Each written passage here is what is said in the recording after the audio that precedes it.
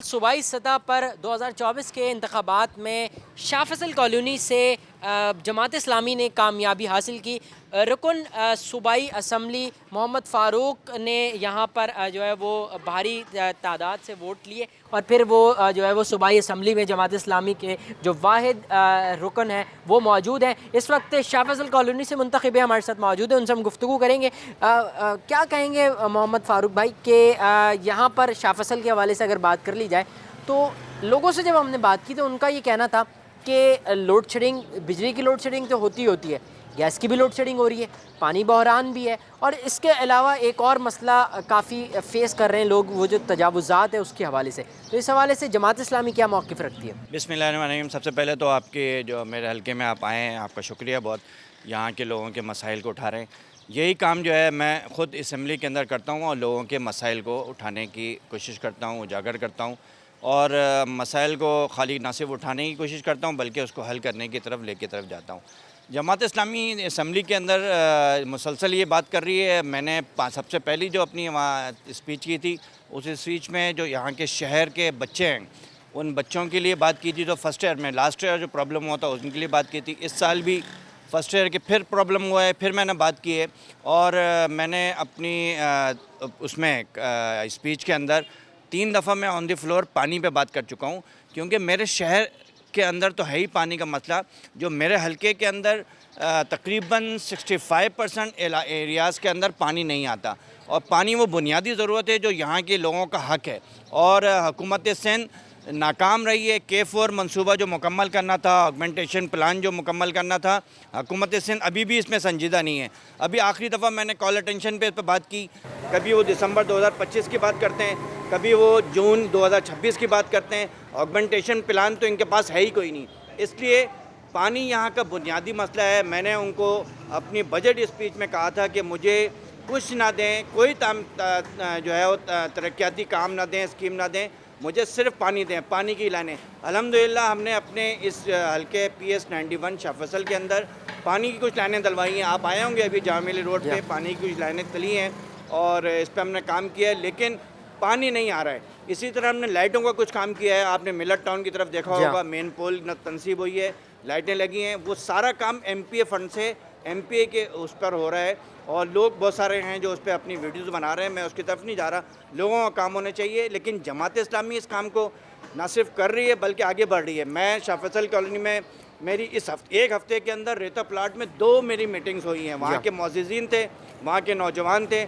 हमने जो उनकी 18 घंटे की लोड शेडिंग है उसको रिड्यूस करके 10 घंटे पे ले आए और इंशाअल्लाह ताला हम रमज़ान तक उसको 6 घंटे पे लेके आएंगे।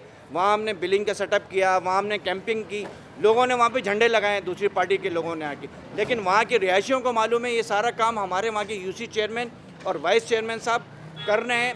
जमात इस्लामी इस पर मुसलसल काम कर रही है। लेकिन मुझे सबसे ज़्यादा अफसोस हुकूमत सिंध से है कि हुकूमत सिंध ने पूरे 1 साल गुजर चुका है हुकूमत बिल्कुल नया, जिसमें मैं MP बना, इन्होंने 1 रुपये का तरक्याती काम यहाँ पर मेरे हलके के अंदर नहीं दिया।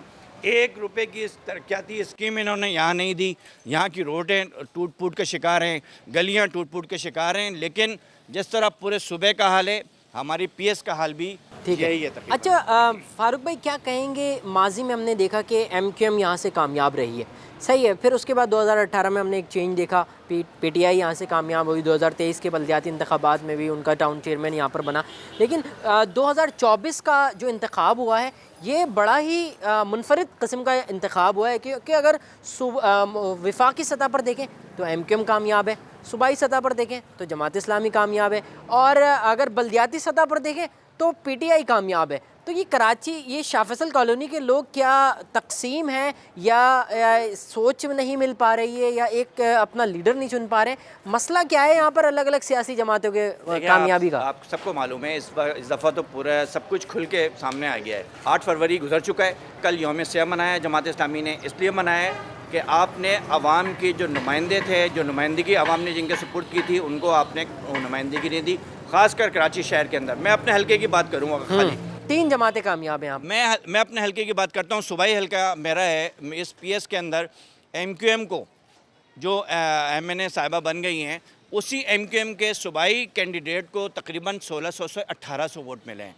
अपने पोलिंग स्टेशन जहां वो रहता है, पीएस सूबाई असम्बली का उम्मीदवार साबिक एमएनए है, वो वहां से 35 वोट ले सका, जबकि जमात इस्लामी ने वहां 375 वोट लिए।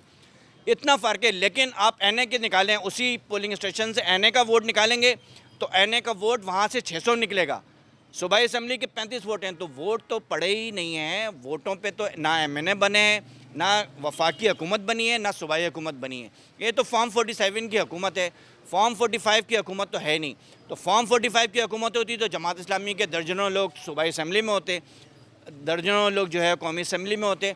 आप जिस यूसी में खड़े हैं, इस यूसी में अभी ज़िमनी इलेक्शन हुआ है 14 नवंबर को, और इस यूसी के अंदर जो कुछ किया है इन्होंने, यानी सईद गनी साहब वज़ीर बल्दियात हैं, वो और उनका एक भाई जो टाउन चेयरमैन है, और आधी पूरी इस शहर की आधी पीपल्स पार्टी इस यूसी के अंदर मौजूद थी, और यहाँ पे आना जाना और वजारतें सब कुछ खुल गया था।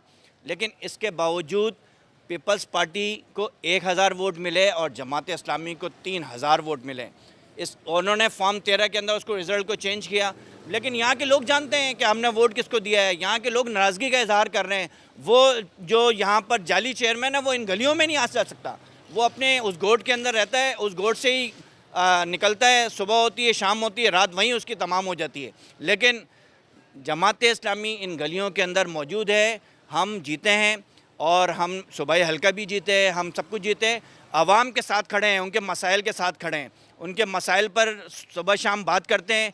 मैं इस गली के अंदर ख़ुद यहीं रहता हूँ, मैं इस मुकाम के अंदर रहता हूँ, लोगों के साथ उठता बैठता हूँ, और जमात इस्लामी लोगों के मसाइल को हल भी कर रही है, और इंशाअल्लाह ताला जमात एक लाइन में अगर पैगाम देना चाहें आप अहलियान शाह फैसल को, क्योंकि आप उनकी तवाना आवाज़ हैं, जमात इस्लामी की भी वाहिद आवाज़ है, दूसरा अपने हल्के से मुंतखब नुमाइंदे हैं सूबाई असम्बली में, तो क्या पैगाम दे रहे हैं, क्या मसाइल हल करने जा रहे हैं, क्या करने जा रहे हैं शाह फैसल की आवाम के लिए? वैसे तो कैमरे पे पैगाम क्या दूंगा मैं, क्योंकि उनके साथ उठता बैठता हूँ, हर वक्त मैं उनके साथ ही रहता हूँ। लेकिन फिर भी आप कहते हैं तो पैगाम उनका ये है कि जमात इस्लामी आपके मसाइल को उजागर भी कर रही है और आपके मसाइल को हल भी कर रही है, और इंशाअल्लाह ताला हम ये मसाइल सारे हल करेंगे, और जमात इस्लामी आपके साथ मुस्तकिल खड़ी रहेगी। जमात इस्लामी जब नहीं जीते थे हम, जब भी हम आपके मसाइल को हल करने के लिए यहाँ कोशा थे, अब हम जीत गए हैं, आपकी सीटों पे हैं, तो इंशाअल्लाह। अगर किसी को कोई मसला होता है इलाके में, तो वह आपसे कैसे कांटेक्ट करें? मैं देखें, मैं मेरे जो यूसी ऑफिस हैं वहाँ सेक्रेटरीट है हमारा, यूसी जो है शाह फैसल कॉलोनी नंबर 3 पर, शाह फैसल कॉलोनी नंबर 5 पर, ग्रीन टाउन में, रफ़ायाम में, और यहाँ जामिया मिलिया पे। ये 5 यूसी हैं। जमात इस्लामी पाँचों की पाँचों यूसी जीती है। ये 5 के 5 यूसी जो है वो मेरे सेक्रेटरीट है। मैं पाँचों यूसीज़ के अंदर जाता हूँ, वीकली वहाँ बैठता हूँ, और जो आना चाहता है वो मुलाकात करे। मेरा नंबर बिल्कुल आम है। मेरे पास जो नंबर पहले था, आज से 12 साल पहले, वही नंबर अभी है। मैंने नंबर चेंज भी नहीं किया है, और मैंने फ़ोन उठाता भी हूँ।